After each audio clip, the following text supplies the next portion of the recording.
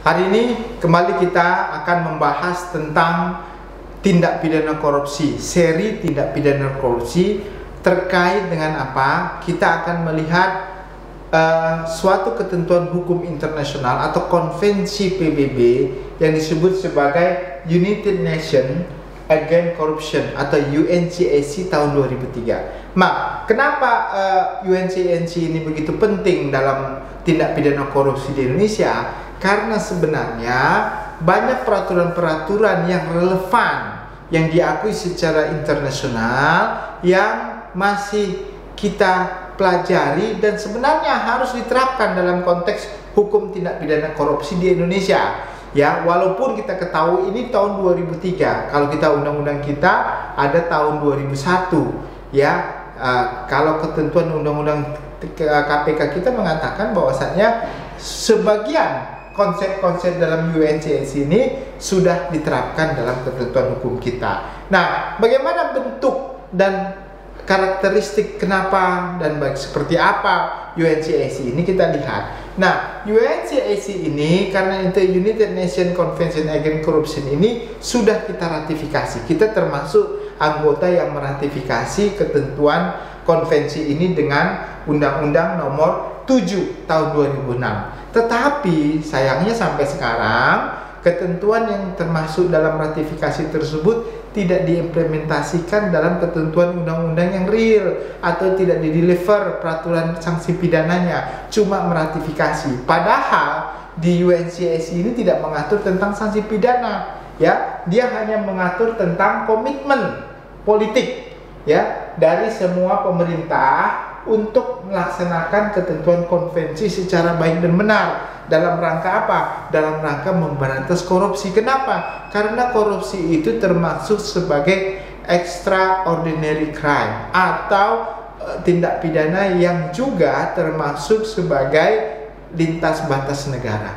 Jadi extraordinary crime yang diakui di seluruh dunia dan korupsi itu lintas negara. Nah, kita lihat ratifikasi yang kita lalui tersebut adalah dengan proses secara resmi, ya, negara kita tanda tangan konvensi untuk diratifikasi, lalu disahkan melalui parlemen kita melalui undang-undang, ya, nomor 7 tahun 2006. Tetapi tidak semua, ya, UNCAC itu kita ratifikasi. Ada beberapa pasal yang kita lakukan pengecualian, ya, atau disebut sebagai reservation, ya. Jadi ada beberapa pasal yang kita tidak ratifikasi, kita adopt, ya, ada pakai reservation namanya. Nah, pengecualiannya kita lihat adalah pasal 66 ayat 2 tentang apa? Tentang penyelesaian sengketa. Jadi kalau ada penyelesaian sengketa tentang tindak pidana korupsi antar negara kita dengan negara lain, maka penyelesaiannya kita sweep, kita tidak mau pakai dengan dilakukan pengadilan internasional, ya, kita tidak mau, sehingga pasal tersebut kita tidak terima. Nah, di pasal 66 ayat 2 itu berdasarkan pada prinsip untuk tidak menerima kewajiban dalam pengajuan perselisihan kepada Mahkamah Internasional kecuali dengan kesepakatan para pihak. Jadi kita tidak pakai atau tidak mengadop pasal tersebut, ya, kalau ada perselisihan. Nah, bagaimana implikasi kepada hukum Indonesia terkait dengan UNCAC ini?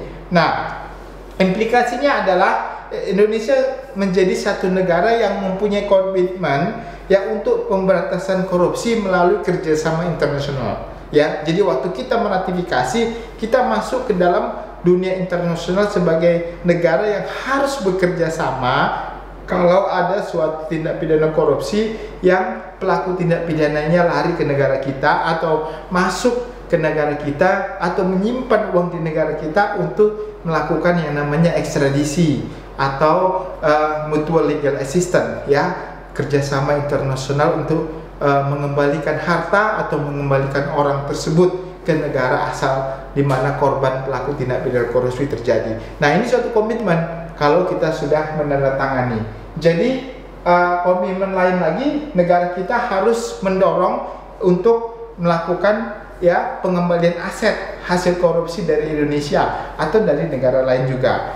Dan ada langkah pemerintah Indonesia untuk mengembalikan aset hasil korupsi ya di negara lain menjadi bagian agenda yang kerjasama. Nah, di dalam UNCAC ini ada ketentuan-ketentuan yang menutup tentang keharusan ataupun kewajiban, ya, dengan kalimat-kalimat yang mengatakan di sini contohnya ada yang bersifat kewajiban atau mandatory, ya, artinya mengikat setiap setiap negara yang menandatangani. Disebut dengan kata-kata ada shall adopt atau shall consider to adopt. Ini kalimat-kalimat dalam konteks UNCAC yang mewajibkan. Tetapi ada juga yang non mandatory atau optional, yang tidak wajib, ya. Kalimatnya dengan kata may atau may adopt, ya, atau may consider to adopt. Nah, ini kalimat-kalimat dalam UNCAC tersebut yang tidak mandatory, tidak wajib, ya. Tetapi masih ada lagi kalimat penting untuk diperhatikan adanya, contohnya in accordance with the principle of domestic law. Jadi memperhatikan, ada juga memperhatikan hukum yang berlaku di negara. Jadi setiap negara yang menandatangani ratifikasi ini, dia juga memperhatikan hukum nasionalnya, ya, agar tidak bertentangan dengan ketentuan tersebut. Nah, karakteristik daripada UNCAC 2003 ini karena sifatnya global dunia, maka dia mengadopsi tentang sistem hukum masing-masing, ya. Ada sistem hukum civil law system, tetapi juga ada konsep common law system. Jadi dia mengcombine aturan-aturan tersebut, ya. Pendekatannya adalah pendekatan preventif, pencegahan, ya. Public sector and private sector menjadi saran utama. Jadi dalam UNCAC itu ada mengatur beberapa hal kriminalisasi atau mempidanakan di sektor swasta, ya. Si sektor swasta juga dianggap sebagai tindak pidana korupsi. Kalau di Indonesia kita belum ketemu mana itu. Lalu konsep-konsep tentang pengembalian aset atau aset recovery, ya, menjadi dasar kerjasama internasional. Inilah UNCAC ini merupakan sarana kerjasama internasional dalam rangka untuk aset recovery atau pengembalian aset atau pemulihan aset, ya. Objek pemberantasannya adalah korupsi yang bersifat transnasional.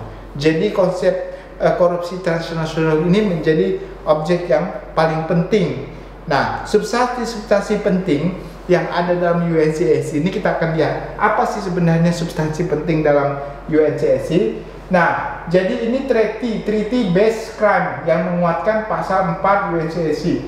Prinsipnya adalah prinsip kesamaan kedaulatan. Jadi tidak menghilangkan kedaulatan otoriti negara lain, ya, tetap melindungi atau menghargai adanya kedaulatan setiap negara, ya. Lalu yang kedua, prinsip integritas nasional. Jadi setiap negara harus memiliki integritas untuk pemberantasan korupsi dan mengembalikan aset korupsi didasarkan kepada aset recovery kepada negara korban. Kedua, prinsip non-intervensi. Tidak ada satu negara pun yang bisa mengintervensi negara lain, ya, untuk bisa menyatakan negara tersebut, ya, untuk menyerahkan orang atau menyerahkan benda-benda hasil korupsi tanpa persetujuan daripada negara tersebut. Jadi kita tidak boleh memaksa, ya, harus ada kerjasama. Nah, kita lihat ada beberapa yang penting-penting saja dalam UNCAC ini. Kita lihat beberapa hal. Sebenarnya ada beberapa banyak, tapi kita lihat ada 11 saja. Ada 11 kriminalisasi dalam penegakan hukum. Ada sebagian yang sudah diatur dalam undang-undang tindak pidana korupsi kita, tetapi ada juga yang belum, ya. Nah, kita lihat contohnya pertama, yaitu bribery of national public official, ya. Ini sudah ada diatur. Ini terkait dengan suap menyuap di pasal 15 UNCAC, ya, terkait dengan suap yang dilakukan oleh public official di dalam negeri, ya. Yang kedua adalah bribery on foreign public official and official of public international organization. Ini kita tidak ada, ya. Nanti kita bahas tentang ini. Lalu embezzlement atau misappropriation, ini terkait dengan penggelapan harta-harta benda yang dilakukan oleh pejabat negara. Ini sudah ada di undang-undang kita di pasal 8, pasal 9 dan pasal 10 tentang penggelapan dan pengalihan properti yang di undang-undang tipikor kita. Trading of influence kita nggak ada, ya, di pasal 18. Nanti kita bahas tentang ini. Abuse of function ini ada di undang-undang tindak pidana kita, tipikor kita, ya. Itu adalah pasal 2 dan pasal 3, penyalahgunaan kewenangan. Apakah dia break of law atau penyalahgunaan kewenangan atau abuse of power, ya. Jadi ini abuse of function kita sudah ada. Lalu yang berikutnya adalah illicit enrichment, memperkaya diri, undue, ya, disebut sebagai undue advantages, ya, penghasilan atau pendapatan yang tidak wajar, ya, di pasal 20. Nah, kalau ini sebenarnya tidak ada di tempat kita, nanti kita akan bahas mengenai ini. Lalu berikutnya adalah bribery in private sector, kita tidak ada di pasal 21. Embezzlement of property in private sector kita juga tidak ada, ya, penggelapan terhadap harta di sektor swasta. Laundering purposes of crime ini ada dalam undang-undang pencucian uang kita. Lalu ada concealment, ini tidak ada kita. Absence of justice tidak ada. Nah, kita lihat. Nah, kita lihat contohnya bribery of foreign public official. Nah, apa yang dimaksud dengan bribery public official and official public international organization? Jadi, pasal ini mengatur tentang apa? Kriminalisasi penegakan hukum dalam hal penyuapan terhadap pejabat publik asing atau pejabat-pejabat organisasi internasional sebagai suatu tindak pidana. Jadi, tindak pidana ini contohnya orang Indonesia, orang Amerika, ya, yang punya perusahaan Amerika di Indonesia melakukan suap terhadap pejabat di Indonesia, ya. Jadi teritorinya adalah di Indonesia, tetapi hukum di Amerika bisa melakukan pemidanaan terhadap siapa? Terhadap perusahaan Amerika yang melakukan suap di Indonesia, ya. Kalau kita locus delictinya dan tempus delictinya di Indonesia, tetapi hukum di Amerika bisa men-reach, ya, bisa berlaku, ya, terhadap orang tersebut. Kenapa? Karena itu terkait dengan penyuapan kepada pejabat negeri asing, kepada orang asing di sana. Nah, karena apa? Karena di Amerika ada ketentuan undang-undangnya, undang-undang yang mengatur tentang The Foreign Corrupt Practice Act, ya, tahun 1977. Jadi ketentuan undang-undang ini bertujuan adalah untuk apa? Untuk menghukum orang, perusahaan di Amerika yang didirikan di Amerika atau perusahaan yang ada cabangnya di Amerika melakukan tindak pidana penyuapan terhadap pejabat publik di luar Amerika, ya, maka bisa dihukum dengan FCPI ini, ya, FCPI. Nah, di Indonesia ada nggak ini? Di Indonesia tidak ada, ya. Jadi belum ada di Indonesia. Contohnya perusahaan kita, ya, kita anggaplah perusahaan kita ada di Ethiopia atau ada di Nigeria, ya, menyuap pemerintahan Nigeria. Hukum kita tidak bisa menjangkau perusahaan ini tersebut. Karena kenapa? Kita tidak punya yang namanya FCPI, ya, FCPI. Padahal di UNCSC sudah menyarankan bahwasannya harus ada ketentuan aturan hukum di pasal 16 tadi, ada namanya bribery of foreign public official, ya. Nah, kita sampai sekarang tidak ada. Jadi kita tidak bisa menghukum semua, ya, perusahaan Indonesia atau perusahaan yang berada di Indonesia di luar negeri, ya, yang menyuap pejabat di luar negeri. Itu yang disebut sebagai penyuapan. Yang berikutnya yang tidak ada di Indonesia namanya trading in influence, memperdagangkan pengaruh, ya. Jadi tindak pidana ini terkait dengan apa? Memperdagangkan pengaruh. Pengaruh apa? Pengaruh yang dimiliki karena jabatan orang tersebut. Contohnya PNS atau penyelenggara negara memiliki pengaruh. Dia bisa bikin kata BLSC, ya, atau memo, atau membuat suatu kop surat yang bisa orang lain menang tender atau orang lain harus memberikan proyek, lalu dia mendapatkan advantages, ya, undue advantages, mendapatkan keuntungan, ya, dari memperdagangkan pengaruh. Kalau hukum kita tidak bisa, karena apa? Karena dia tidak menyalahgunakan kewenangannya, ya, dia tidak menyalahgunakan kewenangan, dia cuma memberikan rekomendasi saja begitu, ya. Tapi rekomendasi itu contohnya ketemu, mental love atau apa, ya. Nah, itu yang dianggap sebagai trading of influence, ya. Walaupun memang ada beberapa kita lihat, ya, kasus-kasus di Indonesia, contohnya ada yang sudah dikenakan pasal pidana terkait dengan dia menerima suap, ya. Nah, itu terkait dengan suap. Tapi kalau memperdagangkan pengaruh sampai sekarang belum ada. Ini seharusnya sudah dicantumkan dalam ketentuan. Yang berikutnya adalah illicit enrichment. Apa itu illicit enrichment? Illicit enrichment ya di Indonesia sepenuhnya belum ada. Illicit enrichment adalah mereka mendapatkan kekayaan secara tidak wajar. Nah, ini sebenarnya terkait dengan tugas KPK dalam laporan harta kekayaan pejabat negara LHKPN.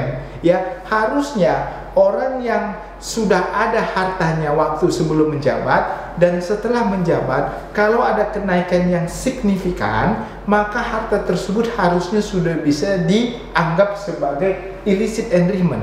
Ya, sayangnya kita tidak ada undang-undang tentang perampasan aset. Kalau ada undang-undang perampasan aset, illicit enrichment tadi, kekayaan yang sangat signifikan tadi sebelum menjabat sampai setelah menjabat, itu harusnya langsung disita oleh negara dengan apa? Dengan sistem in rem prosedur, ya, dengan in rem prosedur, sampai orang itu nanti bisa membuktikan kalau itu adalah berasal dari harta yang sah, ya. Nah, jadi ini belum ada skemanya di Indonesia. Jadi harusnya RUU perampasan aset harusnya segera disahkan. Kenapa? Dalam rangka apa? Untuk melakukan perampasan aset yang tidak sah. Jadi banyak sekali terjadi, contohnya orang yang sebelum menjabat, lalu setelah menjabat ada signifikasi terhadap penambahan harta kekayaan yang tidak wajar. Nah, ini harusnya kalau ada perampasan aset sudah bisa disita. Ya, bisa disita. Kalau sepanjang dia tidak bisa membuktikan, maka itu menjadi milik negara. Nah, ini adalah amanah daripada UNCSC sampai sekarang juga belum dilaksanakan. Yang berikutnya yaitu adalah bribery in private sector. Apa itu? Penyuapan di sektor swasta. Pemberi suapnya swasta, penerimanya suapnya swasta, tetapi berdampak kepada masyarakat umum, berdampak kepada masyarakat banyak. Nah, sebenarnya dalam konsep anti monopoli atau antitrust kita ini ada, ya. Jadi tapi tidak terkait dengan suap menyuap, tetapi terkait dengan untuk menentukan harga pasar, pricing, fixing, ya. Tapi tidak ada terkait dengan tindak pidana korupsi. Anda bayangkan kalau ada suap menyuap di antara para sektor swasta yang mengakibatkan pelayanan masyarakat umum terganggu, begitu ya. Nah, dalam konteks UNCSC ini disarankan, ya. Jadi ketentuan pasal 21, ya, pemberian keuntungan bagi pihak swasta, ya, terkait dengan pemberian suap itu bisa dilakukan pemidanaan, ya. Jadi suap itu bukan hanya terkait dengan kerugian negara atau penyelenggara negara, tetapi juga terhadap sektor swasta yang mengakibatkan sarana dan prasarana kepentingan publik atau need people yang begitu besar ini terganggu, ya. Itu bisa dikatakan sebagai private sector. Lalu yang berikutnya adalah embezzlement of property in private sector, penggelapan terhadap barang-barang milik swasta, ya. Jadi swasta melakukan penggelapan terhadap harta-harta, ya. Sebenarnya dalam konteks di Indonesia itu diatur dalam ketentuan pasal 372 374. Ya, kalau swasta kan ada pasal penggelapan atau penggelapan dalam jabatan. Tapi kalau UNCSC mengatakan kenapa ini masuk sebagai tindak pidana korupsi, bisa saja terjadi penggelapan itu terhadap barang-barang hasil dari kejahatan. Nah, itu nantinya bisa dimasukkan dalam pasal 55, penyertaan atau penadahan, ya, orang yang melakukan penadahan, ya, menyimpan, ya, swasta yang mengambil barangnya atau swasta yang membeli barang hasil tindak pidananya. Cuma sayangnya kembali lagi, harusnya korupsi oknum-oknumnya yang saya katakan korupsi menitipkan hartanya di swasta pakai nomini atas nama. Nah, kalau seperti ini, maka kalau ada undang-undang perampasan aset, harusnya ini embezzlement of property in private sector bisa diterapkan. Sayangnya kembali lagi memang undang-undang tentang perampasan aset kita tidak ada, sehingga pasal penggelapan itu, ya, karena merugikan orang itu masuk kepada orang yang merasa dirugikan yang melapor. Makanya sulit untuk bisa diterapkan pasal ini sepanjang belum adanya undang-undang perampasan aset. Nah, yang berikutnya yaitu tentang concealment. Nah, concealment ini adalah kriminalisasi aksi penyembunyian atau penyelundupan properti hasil kejahatan. Nah, ini nanti terkait dengan tindak pidana pencucian uang, ya. Jadi dia menyembunyikan hasil kejahatan, apakah dia atau swasta.